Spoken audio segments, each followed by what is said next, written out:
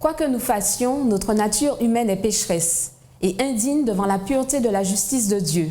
En acceptant la mort de substitution de Christ pour nous par l'alliance, nous pouvons être dignes aux yeux de Dieu.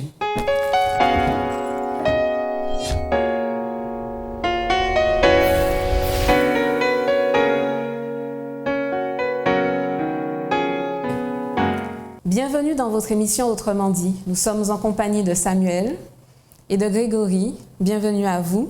Merci. Abordons cette fois-ci l'alliance et la foi. Galates 3, verset 11 nous dit « Et que nul ne soit justifié devant Dieu par la loi. Cela est évident puisqu'il est dit « Le juste vivra par la foi ». Qu'est-ce que nous pouvons comprendre? Je crois qu'il y a une notion très importante, deux d'ailleurs, qui se confrontent dans ce passage. Et Paul a lutté beaucoup contre cela pour que ça soit clair dans l'esprit de chacun. C'est la notion de la justification par la foi qui est opposée à celle par les œuvres de la loi. Et c'est vrai qu'à l'époque, et surtout pour ce peuple, certains pensaient qu'il fallait automatiquement obéir à la loi, obéir aux commandements pour obtenir les faveurs, les grâces et aussi le salut de Dieu. Il est en train de leur dire que non, c'est impossible à l'homme. La seule façon de pouvoir justement obtenir ce salut, c'est en plaçant sa foi en Dieu, en acceptant ce don. Et d'ailleurs, on voit l'opposition qui est entre la justification par les œuvres de la loi et celle par la foi. Par les œuvres de la loi, ça voudrait dire que c'est un dû de la part de Dieu, c'est-à-dire que j'ai fait des choses, eh bien Seigneur, tu me dois ce salut. Alors que par la foi, c'est que j'accepte que je suis faible, j'accepte que j'ai besoin de sauveur et j'accepte ce don gratuit en la personne de Jésus qui me donne justement la vie éternelle, un nouveau départ, un avenir. Donc, par la foi, effectivement, celui qui croit en Dieu accepte cela, lui fait confiance et entre dans le projet de Dieu et dans l'alliance, justement, que Dieu veut contracter avec l'être humain.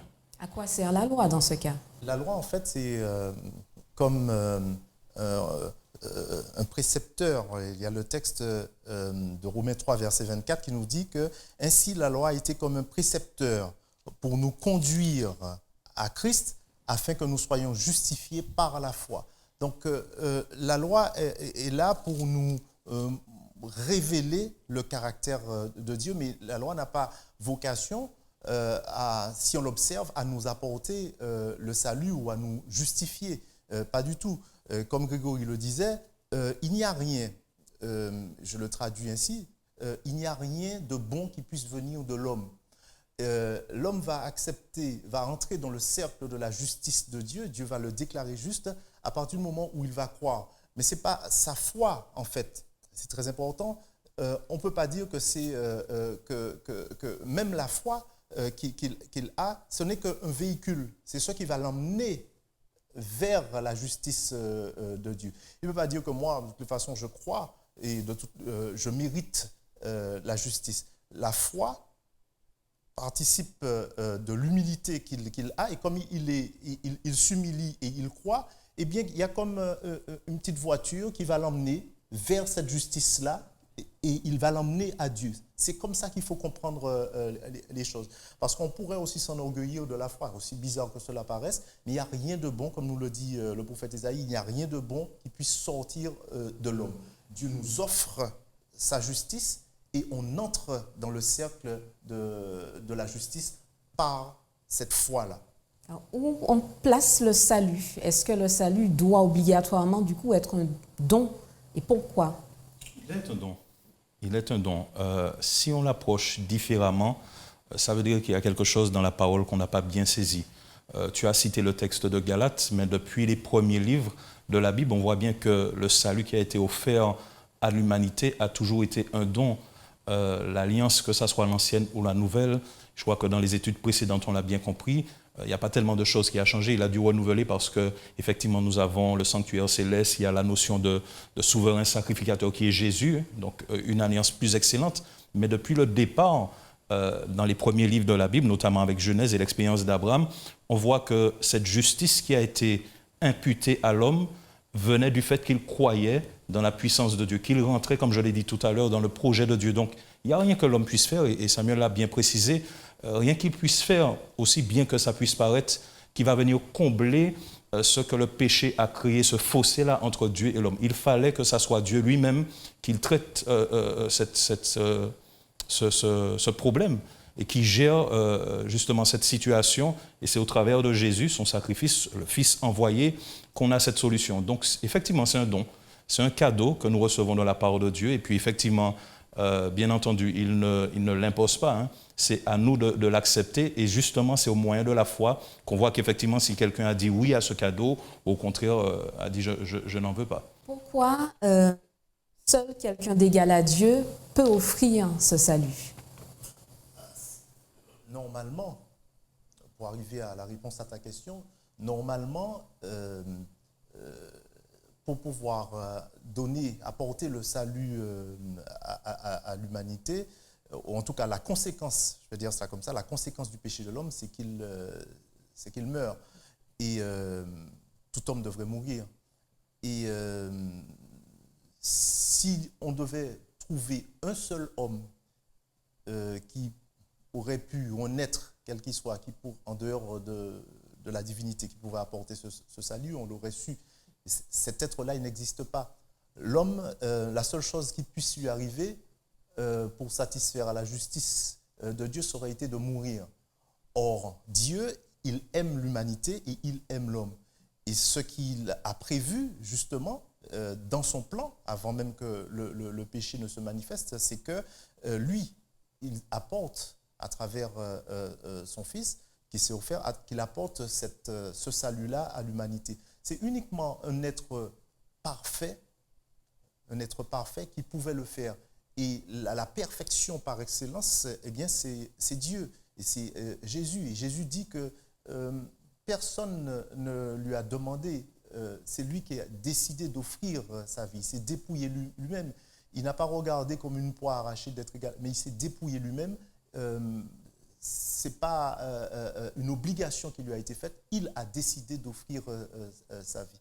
Si tu permets, par rapport à cette question qui, je crois, est très importante, il y a deux choses, en ce qui me concerne en tous les cas, qui ressortent de la question que tu poses. Pourquoi il a fallu que ça soit un être égal, donc un être divin, qui puisse venir gérer ce problème? Déjà, pour ma part, dans mon expérience chrétienne, c'est une grande preuve d'amour, de savoir que Dieu n'a pas envoyé un substitut quelconque, c'est-à-dire une créature, même un ange puissant pour gérer le problème, pour venir mourir sur la croix à ma place, mais lui-même est venu.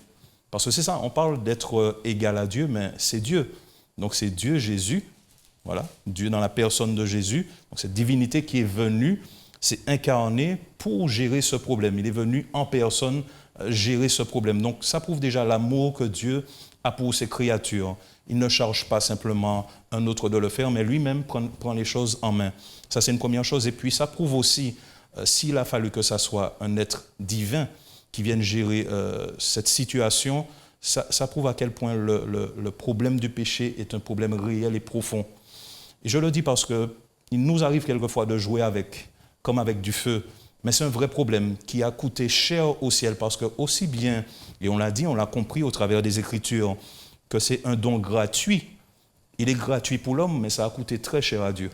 Ça a coûté très cher au Père d'offrir son Fils. Donc il a fallu que ce soit le sang du Fils qui soit donné comme rançon pour que nous ayons le salut. Donc je pense que ça devrait nous encourager aujourd'hui avec ce salut que Dieu nous offre à vivre autrement, à être touché par ce qu'il a fait et se dire, Seigneur, aide-moi à m'éloigner de ce qui a fait que justement tu as dû venir mourir sur la croix. C'est un vrai problème. Alors c'est vrai qu'il n'est pas diffusé sur les ondes et dans les médias, mais je pense que c'est le vrai problème de l'humanité, c'est celui du péché. Alors justement, 1 Pierre 1, versets 18 et 19 nous parle de rachat. Par rapport à ce que tu viens de dire, qu'est-ce que nous devons comprendre dans le rachat, dans ce mot rachat? Dieu nous a rachetés, quel prix il a payé? Alors ce qui est important dans cette notion de rédemption, de rachat, contrairement à ce qu'on pourrait comprendre dans certaines théologies un peu spécieuses, que Dieu ne nous rachète pas de la main du diable, de Satan. Il n'y a pas de transaction entre Dieu et Satan. Alors, pas du tout. Par contre, il y a une colère de Dieu, une sainte colère de Dieu contre le péché et ses manifestations. Et donc, Jésus est la seule personne qui est capable de satisfaire à la volonté de Dieu par rapport à cette colère de Dieu. Et ce qu'il va faire, effectivement, c'est qu'il va s'offrir lui-même pour pouvoir satisfaire à la justice de Dieu. Satan n'est pas dans cette affaire-là. Satan, c'est lui qui a causé le problème en trompant l'homme. Et c'est pour cela qu'on va parler effectivement de rachat. C'est-à-dire que le salut est offert de telle sorte que l'homme puisse sortir pour extirper l'homme de ce bourbier-là. Et dans 1 Pierre 1, le verset 18, le texte est très intéressant puisqu'on nous dit que ce ne sont pas par des choses périssables, par de l'argent, de l'or que vous avez été rachetés, de la vaine manière de vivre que vous aviez hérité de vos pères, mais par le sang précieux, Grégory le disait tout à l'heure, le sang précieux de Christ comme d'un agneau sans défaut et sans tache. C'est-à-dire que le salut, aujourd'hui, il est gratuit. C'est-à-dire qu'il est offert à tout homme, toute femme, tout individu, toute personne qui veut reconnaître son humilité, sa finitude, eh bien, s'approche de Dieu et l'accepte.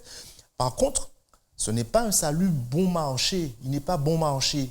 Il est gratuit, mais il n'est pas bon marché parce qu'il a coûté la vie du Fils de Dieu. Revenons à Abraham. Dans Genèse 15, verset 6, il est dit « Et il crut l'Éternel, et il lui compta cela à justice. » Qu'est-ce que cela veut dire, puisque Abraham est un être humain, est un homme? Comment on peut comprendre que ça lui a été compté à justice? La réponse est dans le verset. Dans la première partie, on dit bien qu'Abraham crut. Et lorsqu'on parle de notion de foi, eh bien c'est ça. C'est de croire en Dieu, d'adhérer à son projet et d'adhérer à son désir pour nous de contracter cette alliance, qu'il soit notre Dieu et qu'on soit son enfant, qu'on fasse partie de son peuple. C'est parce qu'il a cru. Le texte dit bien, c'est pas parce qu'il a fait quelque chose ou de bonnes actions que Dieu a comptabilisé tout ça pour dire, bon, Dieu l'a rendu juste parce qu'il a cru. Dieu l'a rendu juste parce qu'il a adhéré. Et c'est vrai que la notion de foi, c'est le fait d'obéir à Dieu, c'est le fait de lui faire confiance, c'est le fait de pouvoir, comme je l'ai dit, rentrer dans ce plan qu'il a pour nous. Donc c'est parce qu'il a accepté tout simplement, par la foi, et on voit bien qu'au travers de ses actes, eh bien, ça a prouvé qu'effectivement son choix était clair. C'est parce qu'il a fait ça que Dieu le considère. Mais ce n'est pas parce qu'il le considère qu'au départ il était juste. C'est Dieu qui le voit maintenant comme cela, parce qu'il accepte de rentrer dans ce contrat que Dieu passe avec lui. Donc, et je crois qu'Abraham a bien compris qu'il était faible, parce que c'est un homme qui a été le père de la foi, mais dans son expérience, on voit aussi un homme qui a douté, qui n'a pas eu de foi. Donc, l'homme est faible. De lui-même, il ne pourra pas y arriver. Donc, il a compté sur Dieu, il a cru en Dieu. Effectivement, Dieu le regarde maintenant comme étant justifié, comme étant juste. Je voudrais ajouter quelque chose à ce que Grégory vient de dire. C'est que l'obéissance procède de la foi et nous conduit au salut. Mais ce qu'il ne faudrait pas penser, c'est que nous obéissons et que cette obéissance-là va nous conduire au salut. Ce n'est pas du tout ce que nous apprend le texte. Si on considère Romains 4, à partir du verset 3, le texte nous dit, reprenant un peu ce qu'on retrouve dans Genèse 15, donc l'apôtre Paul dit, car que dit l'Écriture, Abraham crut à l'Éternel et cela lui fut imputé à justice. Or, à celui qui fait une œuvre, le salaire est imputé non comme une grâce, mais comme une chose due. Et à celui qui ne fait point d'œuvre, mais qui croit en celui qui justifie l'impie, sa foi lui est imputée à justice. L'obéissance, les œuvres que l'on peut poser, les actes que l'on peut poser à certains moments, parce que la loi a dit de faire ainsi, donc on va obéir, etc. Ce n'est pas la bonne méthode, le bon chemin pour pouvoir nous emmener vers le salut que Dieu nous offre. La seule chose que Dieu demande, c'est que l'on puisse croire en lui, avoir une foi en lui. Et cette foi-là, j'ai envie de dire que ce n'est pas une question de quantité. Parce que les gens dans la Bible ou ailleurs qui vont dire augmente-nous la foi. Ce n'est pas seulement une question de quantité, mais c'est surtout une question de qualité. Parce que Jésus dit à un moment dans la Bible que si vous avez de la foi comme un grain de moutarde, donc c'est tout petit, eh bien vous diriez à cette montagne, déplace-toi et elle se déplacerait. Donc c'est très important, la foi est très importante et on voit qu'un homme comme Abraham a montré en tout cas la foi dans une dimension extraordinaire. On en retrouve d'autres d'ailleurs dans dans l'épître aux Hébreux. Par rapport aux personnes qui nous regardent, comment leur permettre de se dire, moi aussi je peux être considéré comme juste aux yeux de Dieu? Avec les temps difficiles que nous vivons, moi aussi je veux. Comment faire? Alors déjà, au travers de ce qu'on vient de dire, ce qu'on vient de partager, c'est vrai qu'on a parlé d'Abraham, on a parlé de d'autres personnes, mais en fait, le don gratuit de Dieu, c'est pour toute l'humanité.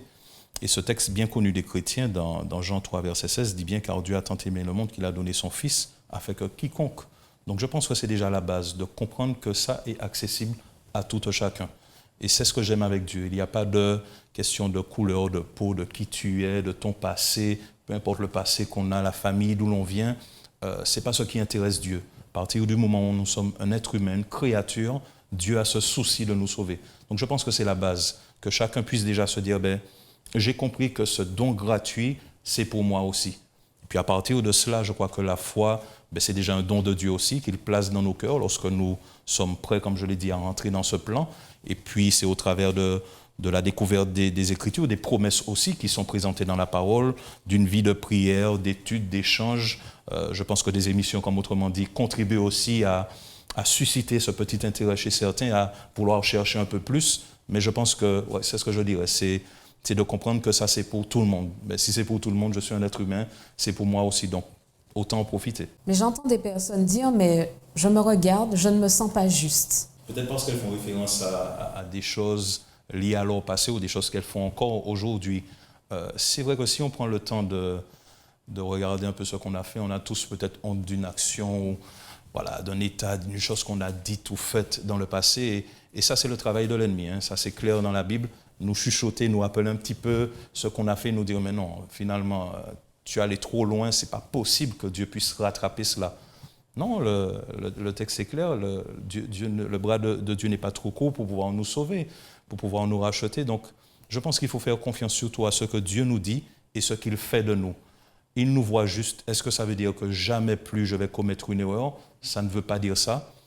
Mais d'un autre côté, ça veut dire aussi que Dieu travaille en moi pour m'accorder ce qu'il faut, un cœur nouveau pour être différent. Et puis les choses anciennes sont passées, voici toutes choses sont devenues nouvelles. Lorsque j'accepte ce don gratuit par la foi, Dieu m'invite à ne plus regarder dans le rétroviseur, mais à regarder pour l'avenir. C'est ce qu'il veut, me donner un avenir, une espérance. Donc c'est vrai que si on reste focalisé sur cela, on aura du mal. Il faut apprendre avec l'aide de Dieu à mettre ça de côté.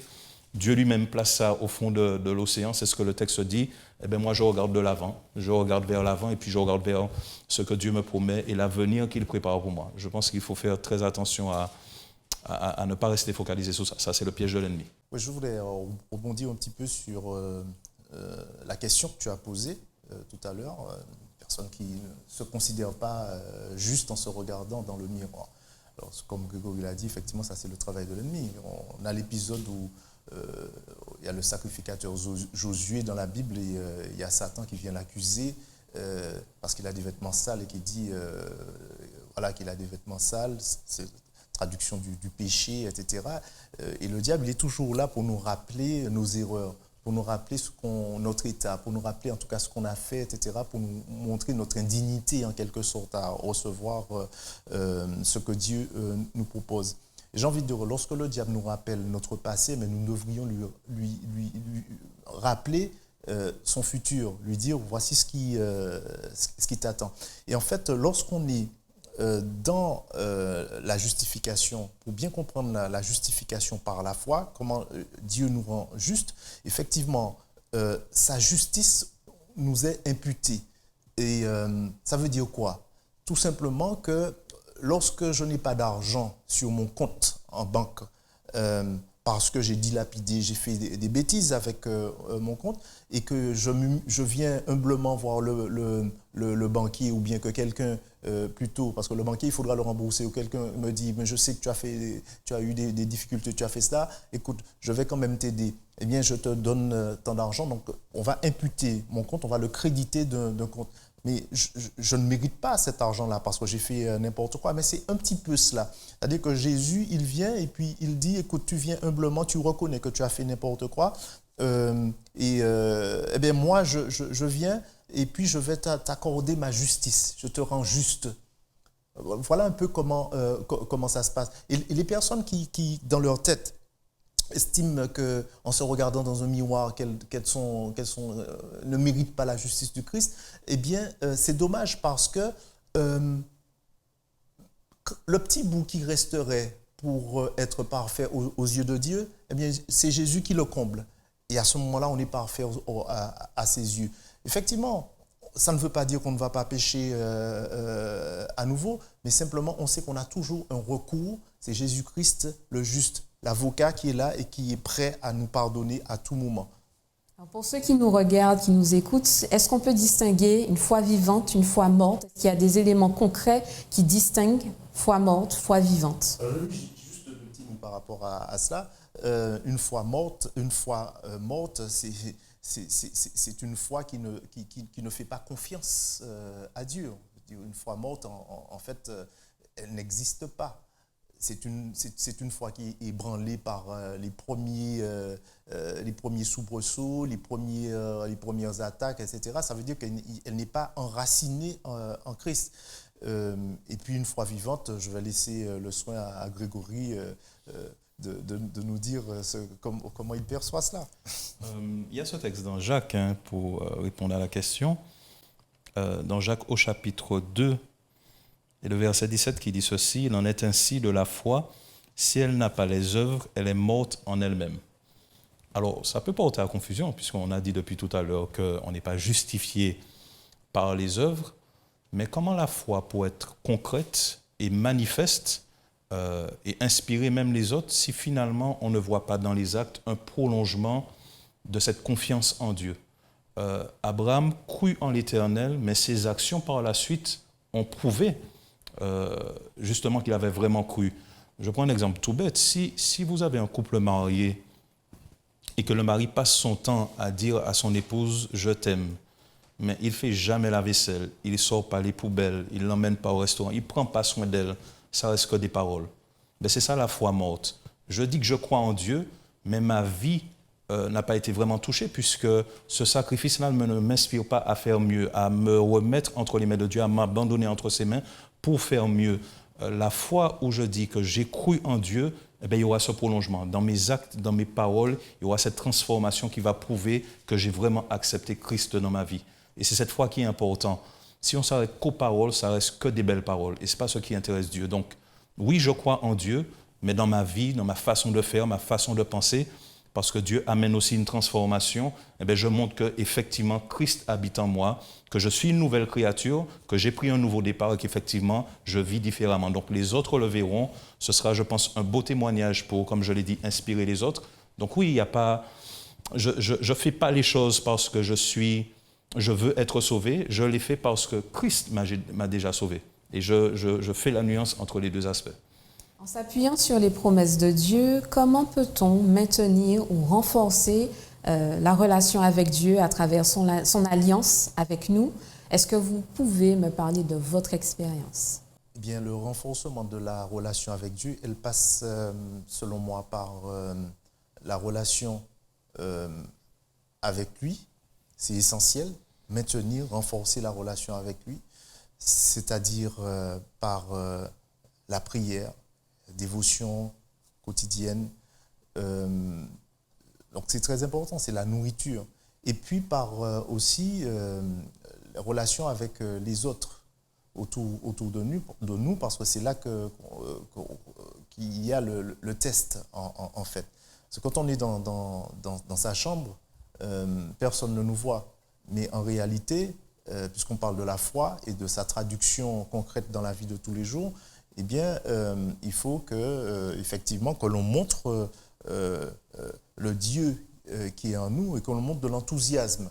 Et le mot d'ailleurs enthousiasme signifie qu'il y a un Dieu en nous, étymologiquement. Donc, que l'on montre de l'enthousiasme dans les rapports, dans les relations qu'on a avec les autres. Le texte de Jacques, de la suite du verset que Grégory a lu tout à l'heure, si un frère ou une sœur sont nus et manquent de nourriture de chaque jour et que l'un d'entre vous leur dise « allez en paix, chauffez-vous et rassasiez-vous » et que vous ne leur donniez pas ce qui est nécessaire au corps, à quoi cela sert-il? Eh bien, ce que nous devons faire, l'alliance, justement, la relation dans le cadre de l'alliance, la relation que nous entretenons avec Dieu et avec les autres, eh bien, c'est une relation qui va faire que nous serons automatiquement, comment dirais-je, enclins à apporter du soutien aux plus vulnérables, aux plus faibles. Nous serons plus attentifs aux besoins des uns et des autres. Et c'est ça la religion pure et sans tache, justement. Religion, d'ailleurs, signifie relier, créer du lien. C'est ça ce que Dieu veut pour nous. Et non pas des dogmes, non pas des rituels. C'est vraiment des relations entre les êtres humains qui procèdent justement de cette relation verticale qu'on a avec Dieu. C'est très important. Qu'est-ce qui peut nuire dans ce cas? Qu'est-ce qui peut nous empêcher de maintenir ou de permettre à cette relation de progresser? Je dirais nous-mêmes. Nous-mêmes. C'est vrai qu'on peut se dire que les circonstances peuvent, peut-être quelquefois nuire à notre relation. Mais en fait, le choix nous appartient. Et c'est ce que j'aime avec Dieu. Il permet que même les circonstances peuvent être transformées si on place toujours notre confiance en lui, en bénédiction. Donc, même le diable n'a pas de pouvoir de venir et nous décourager comme ça gratuitement. C'est nous qui soit nous l'écoutons et nous laissons influencer par lui, et finalement on ira au découragement, ou soit on reste ferme par rapport aux promesses, attaché à la parole, et effectivement ça nous permettra de tenir bon. Pour revenir à la question, en plus de ce que Samuel a dit, c'est vrai qu'en ce qui me concerne, dans mon cheminement, c'est les expériences qui comptent. Pas que ça, mais je vois qu'effectivement ça a une place importante parce que lire la Bible, comprendre des textes, étudier, etc., c'est bien, mais il ne faut pas que ça reste intellectuel. Il faut que ça se transforme en une expérience de foi et de vie avec le Seigneur. Et c'est dans ce cheminement où j'ai fait des expériences avec lui, où j'ai vécu des choses, vu des choses, où j'ai fait des choix, où effectivement je lui ai fait confiance, que j'ai vu des portes s'ouvrir et des choses extraordinaires se passer. Et ça renforce parce qu'au moment où c'est difficile ou plus difficile, on se souvient. On se souvient de ce qu'il a déjà fait pour nous et puis ça nous aide à tenir bon et à continuer à avancer. Les promesses de Dieu, effectivement, sont très importantes. Elles nous rappellent la fidélité de Dieu. Elles nous rappellent qu'il est toujours là avec nous, que peu importe les circonstances, c'est vraiment un secours, un appui. Et je pense que ça aide aussi à tenir bon et à être fort devant l'épreuve. Mais comme je l'ai dit, c'est à nous de faire ce choix parce que Dieu met en place et nous donne tous les outils nécessaires, tout ce qu'il faut, mais pour tenir bon et puis pour vivre cette expérience formidable avec lui. Alors à celui qui se dit justement, en se regardant ne pas être juste, quel changement il devrait apporter? Quelle piste il pourrait avoir sur les changements à apporter dans sa vie? S'il ne se trouve pas juste en quelque part, il a raison. Parce que qui l'est finalement? Je suis juste parce que Jésus m'a justifié, parce que Jésus est mort sur la croix du Calvaire. L'expérience ou ce sacrifice de Jésus devrait rester vraiment quelque chose de central dans notre expérience. Ne jamais l'oublier, jamais oublier ce qu'il a fait. Et comme je l'ai dit, c'est en restant connecté, en communication avec Dieu que ça reste dans nos esprits et qu'on continue à l'expérimenter. Donc, si on ne se croit pas juste, comme je l'ai dit en quelque part, on a un peu raison, mais qu'on puisse regarder à Christ, qu'on puisse regarder à la croix et se dire, oui, peut-être que de moi-même, je n'ai rien fait pour y arriver, mais grâce à lui, je suis justifié et que je puisse laisser personne me laisser croire le contraire. Merci Samuel, merci Grégory pour ces échanges. Merci à vous de nous avoir suivis. Je vous donne rendez-vous dans une prochaine émission d'Autrement dit.